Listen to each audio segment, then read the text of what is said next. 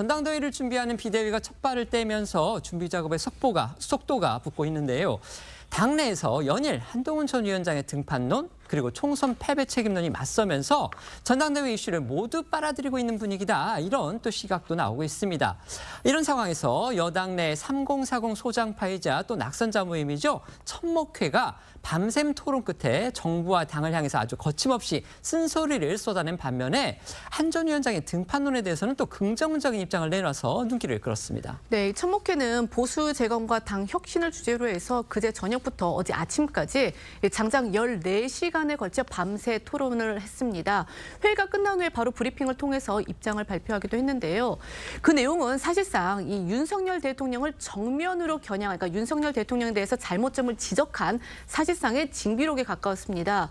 이들은 이 국민이 바랬던 공정과 상식이 무너지고 있음에도 정부는 부응하지 못했고 당은 무력했다. 우리는 침묵했다. 우리의 비겁함을 통렬히 반성한다. 이렇게 자성의 목소리를 쏟아냈는데 그런데 또 이 한동훈 전 위원장의 책임론에는 선을 그어서 눈길을 끌었습니다. 한 회원은요, 이재명 민주당 대표도 이 대통령 선거에서 패배하고도 당대표가 됐다라고 주장을 했는데요. 들어보시겠습니다. 이재명 대표 사례 있지 않습니까? 대선 지고 지선 지고 그래도 자기 보고 나가고 그리고 또 당대표 되고 하는 모습들 여러분들 다 보셨잖아요. 정에는 이래라 저래라 하는 것은 저희는 뭐 바람직하지 않다고 생각하고요. 공정과 상식이 무너지고 있음에도 정부는 부응하지 못했고 당은 무력했습니다. 그리고 우리는 침묵했습니다. 우리의 비겁함을 통렬히 반성합니다.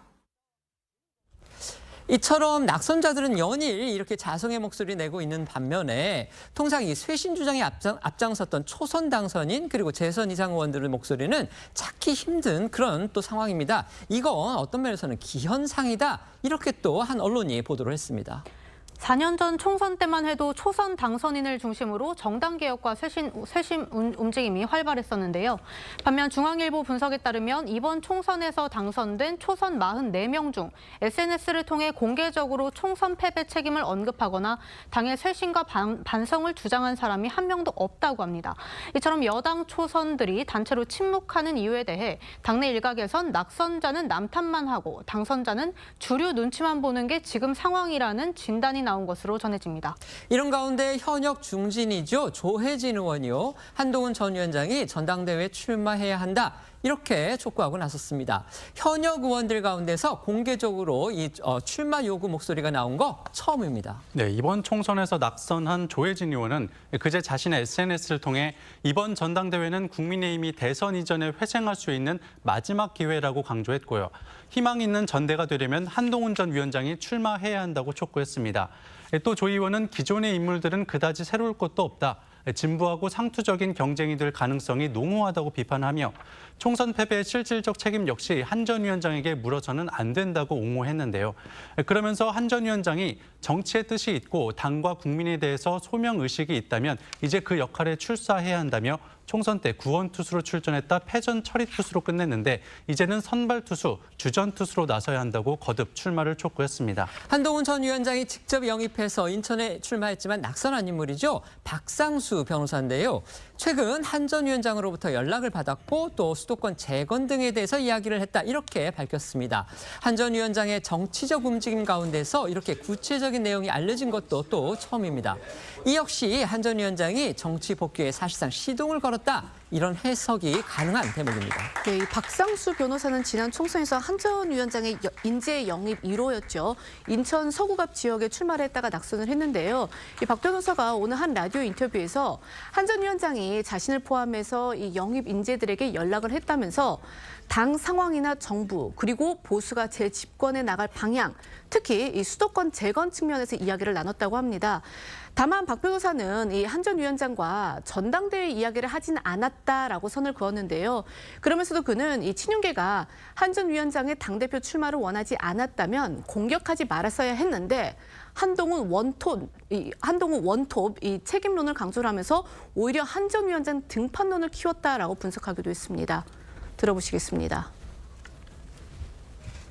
그래서 유일하게 제가 생각했던 약점인 바로 이 서사의 부족이라는 이 약점이 네. 지금 이 상황을 거치면서 극복되고 있다. 독이 든 성배인데라는 생각을 계속했지만 어차피 이렇게 서사가 생기기 시작을 하는 거라면 그게 정치인으로서 홀로 서기를 하시는데 네. 도움이 될 수도 있지 않을까라고 생각을 합니다. 전당대회 이야기는 전혀 이런 이야기는 없고 다만 이제 요즘 이제 돌아가는 당의 상황이나 예. 아니면 우리 정부 그리고 앞으로 우리 보수가 이렇게 다시 재집권해서 나갈 그런 방향 그리고 특히 수도권을 재건해야 된다라는 이 측면과 관련돼서는 이야기를 나누는 것은 있습니다.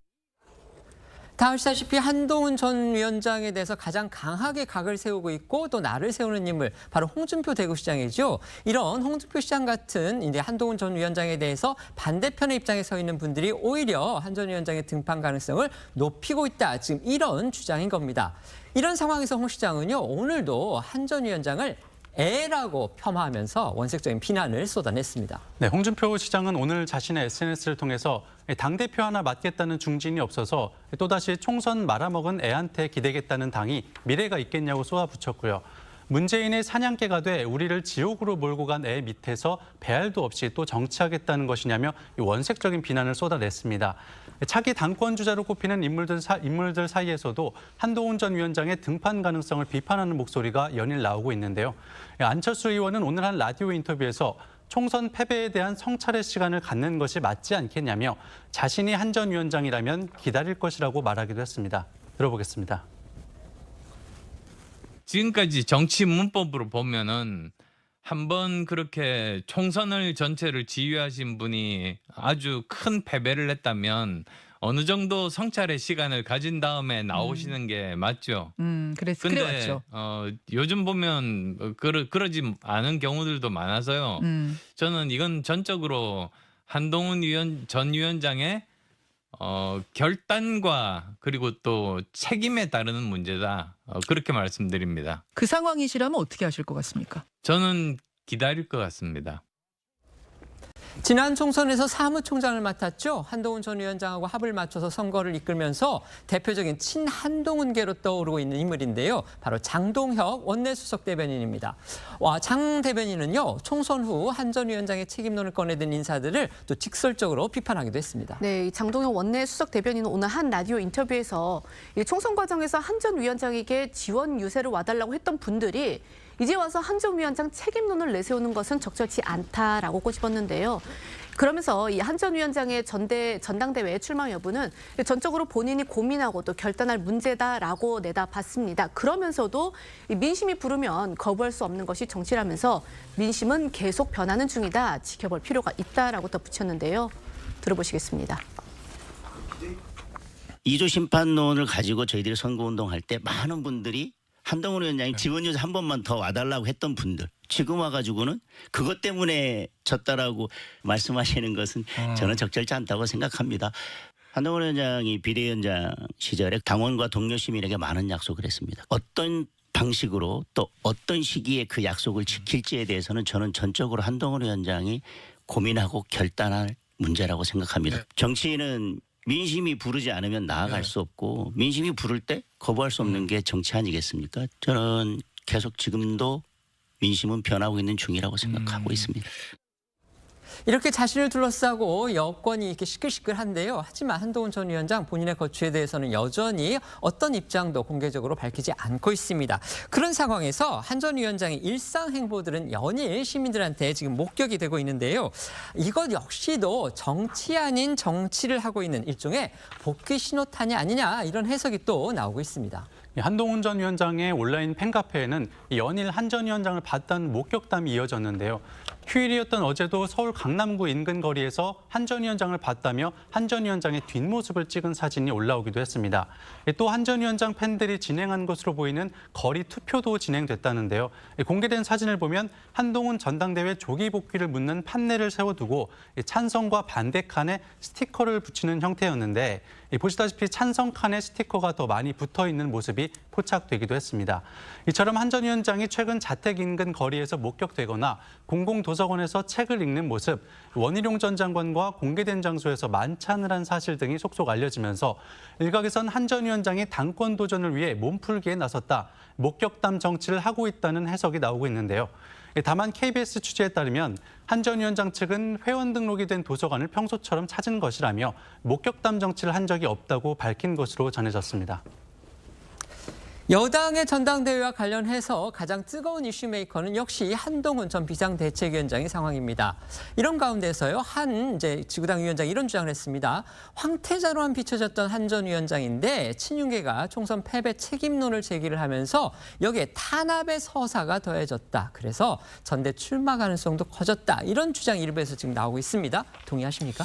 저는 상당히 가능한 주장이라고 봅니다. 예를 들어서 황우여 비대위원장이나 아니면 이제 총선 백서 태스크포스의 조정훈 의원 같은 경우의 움직임을 보면 사실은 이번 총선 완패 책임을 거의 한동훈 전 위원장한테 약간 몰아가기 식으로 지금 움직임이 있거든요. 네네. 자, 이렇게 되면 여기서 한동훈 전 위원장이 만약에 전당대회에 출마하지 않기로 결심을 했다가도 출마하지 않으면 모든 책임이 본인한테 쏠릴 것 같은 그런 걱정을 하게 될 걸로 보여요. 그래서 오히려 저는 지금 비대위나 아니면 총선 백서 TF가 한동훈 전 위원장을 자꾸 불러내는 형국이 아닌가, 이렇게 지금 판단이 되고요. 물론 최종적인 결심이야 뭐 본인이 하겠지만 알겠습니다. 오히려 당의 움직임으로 볼 때는 한동훈 전 위원장을 굉장히 자극하고 있다, 이렇게 생각합니다. 네. 저도 최 의원님 말씀에 동의하는 편인데요. 결국 한동훈 전 위원장의 전당대회 출마 가능성은 나날이 높아지고 있는 거 분명할 것 같고, 특히나 이제 명분으로는 대안이 없지 않겠느냐라는 명분도 제시될 가능성이 높다고 생각합니다.